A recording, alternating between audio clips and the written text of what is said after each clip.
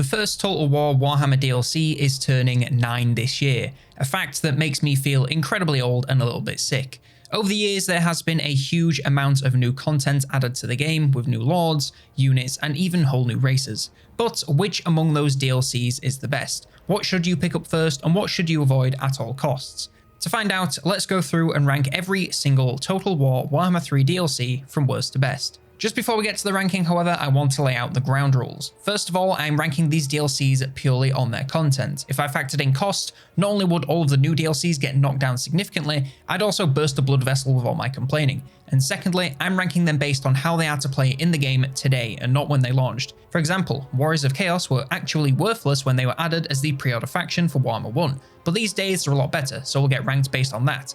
And lastly, these are my opinions, so if you disagree, that's alright. It's not a personal attack on you, so don't feel the need to make any on me.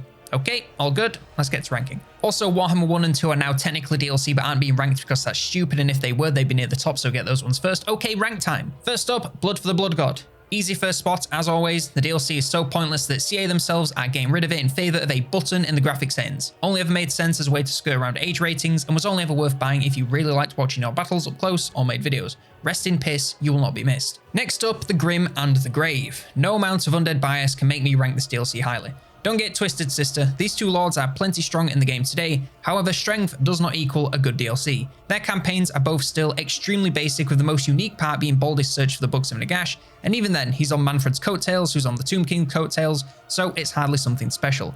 Hellman isn't garbage anymore, but he's just Captain Replenishment with a pretty fun starting location. The units added with this DLC are cool looking, but overall unnecessary for most players. I love looking at the Mortis engine as much as the next Chromancer, but it's more a sight to behold than it is a value generator. It's the first Lord DLC, so it's no surprise it is a little bit basic. Maybe once the vampires get their rework, Hellman will get a little boost and be a little bit more worth playing. For now though, this should be pretty low on most people's shopping list. Next up, the King and the Warlord. Coming out after Grim and the Grave, this one is a little more put together as far as direction and things to do, but is still hardly a masterpiece. Honestly, it's only beaten the Grim and the Grave due to Skarsnik getting much improvements over the years. Before, he was pretty much a stinky pile of hot garbage, but now he has Ambush alongside a new starting location, which means he can feasibly exist for more than a second. The fight over 8 peaks is a little more interesting these days with the addition of Queek in the race, but that's about as far as my praise goes where mechanics are concerned. The units added in this DLC are also a little bit hit or miss. Skarsnik pads out the goblin side of the roster nicely with a few squigs, alongside sneaky nasty skulkers. Belagar, however, has Rangers and the Bolt Thrower, which is not exactly the A-team. This DLC is no longer actually bad, it's just kinda there. If you really want to play these specific campaigns, then you'll know if you want this DLC. But if you're just looking for what to grab first, this is pretty far from it. Honestly, it feels like Copium putting Norska this high because they are just neglected and broken. The faction has mechanics that you could even call kind of fun, when they work. Almost every aspect of their campaign has been broken at some point or another, and it makes playing them into a minefield where you keep moving forward, hoping the monster hunts or something else doesn't completely stop working and block all your progress. The two lords are also very similar. I mean, just look at those faction select screens, there's basically nothing there. The roster of Norska is actually pretty good. I don't have a ton of complaints. A faction of monsters and monster hunters plays really well in battles, but man oh man, that campaign is so bad, you'll never want to play as them to use it. Norska should be due for a rework fairly soon, so maybe check back in a year to see if they're worth picking up, but right now I'd only recommend them if you've played basically everyone else and are looking for something new regardless of how functional it is. The first of the Warhammer 3 DLCs is Shadows of Change. With all the drama surrounding this one, it was tempting to put it a lot lower. However, with the extra additions they made and coming back with an objective point of view purely of the content, it's still pretty bad but not quite bottom of the pile. The most interesting campaign by far out of the 3 is the Changeling. He has such a unique and fun playstyle of all his schemes across the campaign, even if they have pretty disappointing payoffs. Being able to become any legendary lord in battle is also just so cool. Honestly, one of the strongest campaigns that ever have been released by CA.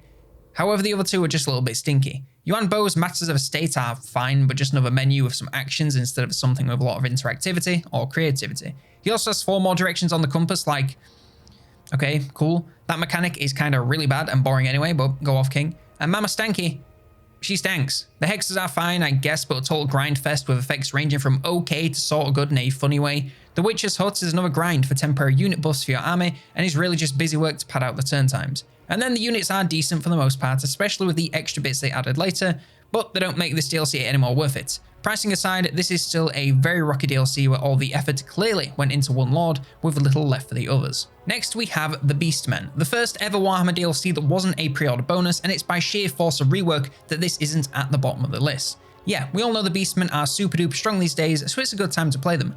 However, the reason this DLC is still so low is that you could just buy another Beastmen related DLC and get 90% of the experience that you would if you bought this one alongside another faction. The lords in this pack are good and all, but are they better than the other guy? Not really. He has all the same mechanics and then some, so you're not really missing out on much by sticking with him. If you really want to be a Beastman and raise the world from a few more locations, then go right ahead. Otherwise, stick with the other guy. Speaking of DLCs that are saved by a rework, by the skin of their teeth, the Ogre Kingdoms are much higher up the list than they would have been a few months ago. The rework made the race into something that's not only functional, but actually fun to play. The roster is still a bit all over the place, with a very unique playstyle, but that's just how they roll, so you can't really get mad. For the campaign, you have camps that make it so you don't need to bother with settlements if you don't want to, no matter how far you travel. Meat collection that encourages you to be constantly battling for the betterment of your faction. Big names work now as they always should have been, and the two lords actually have some unique mechanics of their own. Yes, they are fairly simple, but still, they're unique enough that it's worth playing both to at least check them out. I'm not rating this DLC any higher because the real most fun Ogre Lord you can get is also alongside some other lords from other factions, so this is totally skippable if you don't mind missing those very little unique faction mechanics for the other two.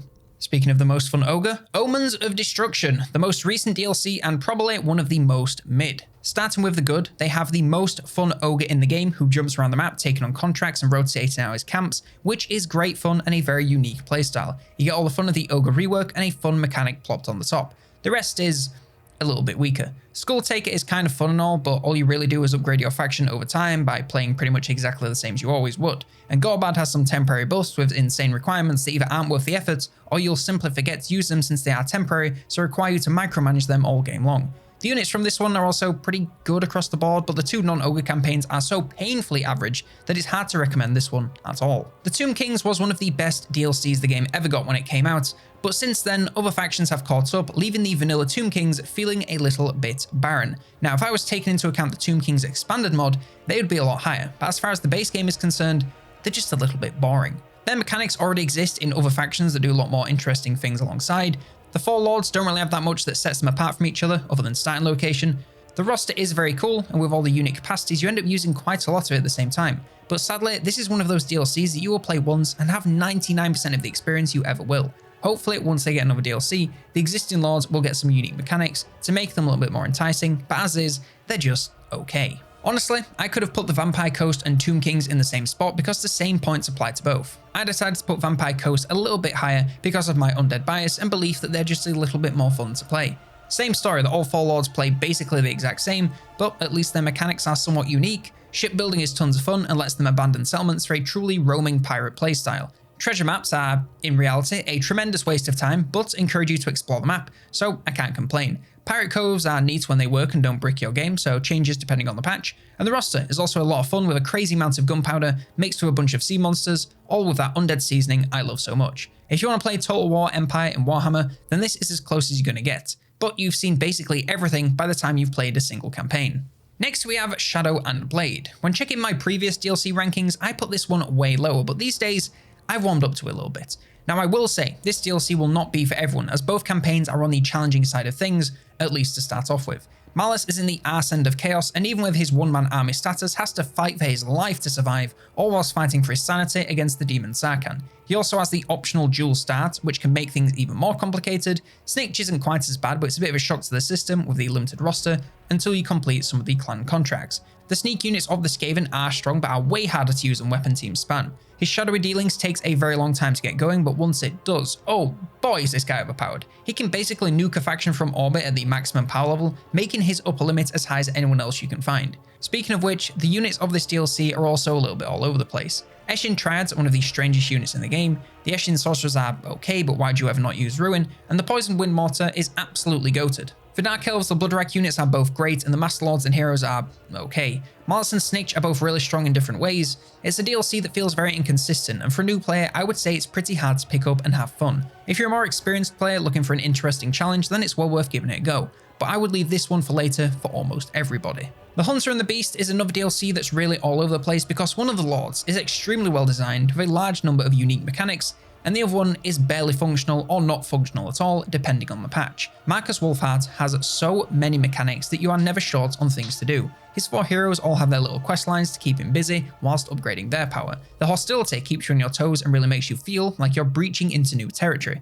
The Imperial Mandate and reinforcements from the Empire make his campaign challenging all the way through. I really can't glaze this one enough because it's a challenging blast every time.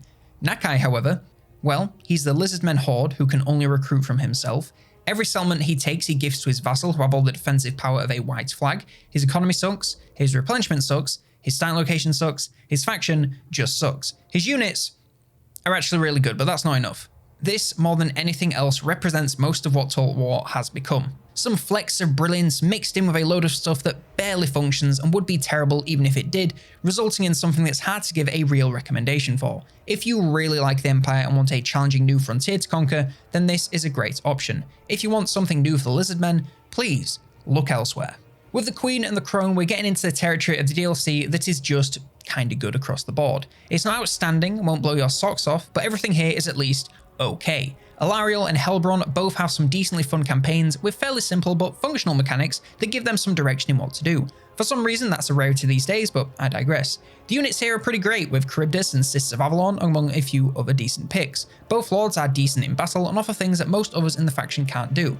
It's nothing exceptional, but everything here is good, so you can't really go wrong picking this one up. Nothing more to say. Unexciting but good isn't a terrible place to be. Now, the Wood Elves. I know this one is biased because I love their campaign so much. Since their rework, they have been one of the most fun factions in the game, and it is really down to one thing: direction. All you care about is the magical forest, so you teleport between them using the deep roots, clear out the surrounding area to heal them up, perform the ritual, and then dip to the next one. No more occupying a bunch of settlements, you just jump around the map, doing what you gotta do, and move on. It is such a unique way to play, and I really can't express just how fun and refreshing it is. Now I hear you can do all of this with another DLC, and you're right, but with base Wood Elves you get Orion and Durthu, who both have very different focuses. Sure, they might do the same things, but Durthu will do it with Tree Spirit units, whereas Orion will do it with his Elven Archers and his Wild Hunts. It's not that much, but it is enough to warrant a playthrough of each if you want to see it all. Really a top-notch rework and makes them a blast every time. Well worth it for anyone that wants something fresh. The Silence and the Fury is the final DLC for Warhammer 2, and it's safe to say it went out with a bang. If you're going to play as the Beastmen, you may as well play with Taurox. He's the best and has the most mechanics, alongside doing almost everything the other three do, so you're not really missing out on anything.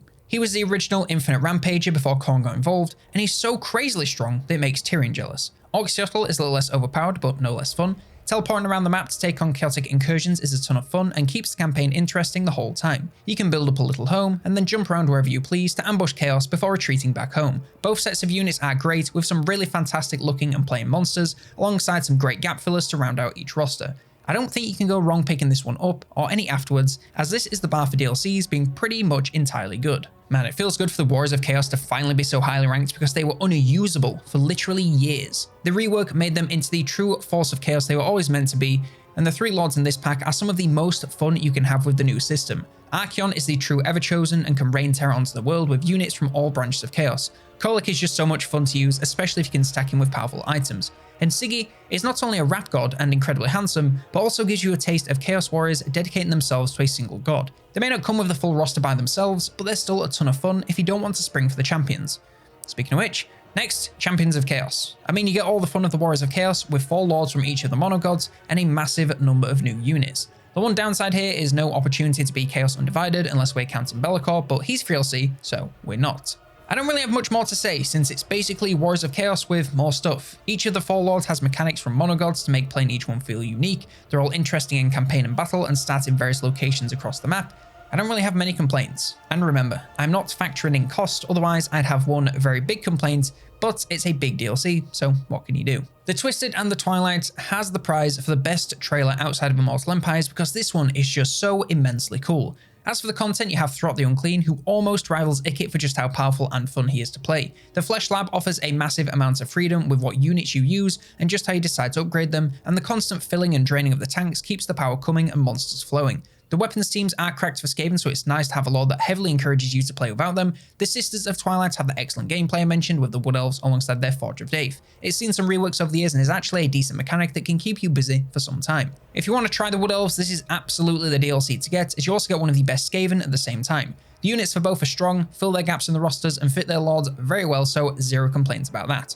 Honestly, a very strong all-round DLC with very few points of weakness. Pretty much anyone can pick this up and have a lot of fun. The Warden and the Paunch is the DLC that caused the peak of Warhammer 2 players, and whilst it was mainly due to the Greenskins rework, the paid content is also pretty top tier. Eltharion has his Athel Tamara to build up, which empowers his faction in a really unique way, alongside the traditional power scaling of growing your faction. It offers in some really unique actions, especially with enemy lords in battle, which is a lot of fun to mess around with. Despite not starting there, he's one of the best defenders of Ulthuan in the game, and can make that donut basically impenetrable. Grom and his Cauldron is one of the most creative mechanics to be added to the game, and one I always come back to as an example of something so fun being so simple. The roster additions are both strong and interesting and fun, which is pretty hard to pull off without being overpowered, and they somehow did it. The two factions here are also all of these things without being overpowered, which is honestly some kind of miracle. Even if most of the player count was due to the rework, this is still a great DLC that most people get a bunch of enjoyment out of regardless of their skill level. Now, cost aside, and believe me, it's taken a lot for me to put that aside, the Chaos Dwarves are very likely one of my all-time favourite factions in the game. Their campaign mechanics are deeper than anyone else by a significant margin. The way they build up their settlements is so fresh and changes how you play the game and plan out your regions. Their recruitment system with armaments encourages you to really focus your economy so you can afford the best units instead of just farming infinite gold. The upgrades for those units are crazy fun. The trade caravans are still crap, but integrate with their unique economy, so gets half a point. The Tower of Zar has a lot of fun stuff to do for the whole campaign, and the roster is so absolutely unbelievably, stupidly cracked. Like, Jesus Christ, these guys are disgustingly strong. Sure, the three lords play the exact same, and there should have been a fourth, but we'll gloss over that. If you're looking for a campaign that plays different to anyone else, the Chaos Dwarves are just that. Again, cost aside, this is the best race pack to ever hit the game. In second place, we have Thrones of Decay, the best DLC we've seen for exclusively Warhammer 3, and it's not really even that close. Elspeth is one of the most fun campaigns we've seen in a very long time, so much so that she was one of the most played factions of the year, despite being a premium piece of content. Malachi is also up there as being an insane amount of fun, whilst being a totally different playstyle for some great variety. Tamerkan is also pretty strong, though somewhat overshadowed by just how great the other two are, and the units for all three are basically slam dunks. Honestly, really hard to go wrong with this DLC. If you're interested in any of the factions covered, then you'll almost certainly like these three lords, as they expand on what makes their mother factions good and have some very deep mechanics to go with it. And in first place, as always, the Prophet and the Warlock. I honestly feel a little bit stupid and repetitive continually heralding this as the best DLC in the game, but it's just so damn good, and it really does mostly come down to the Skaven.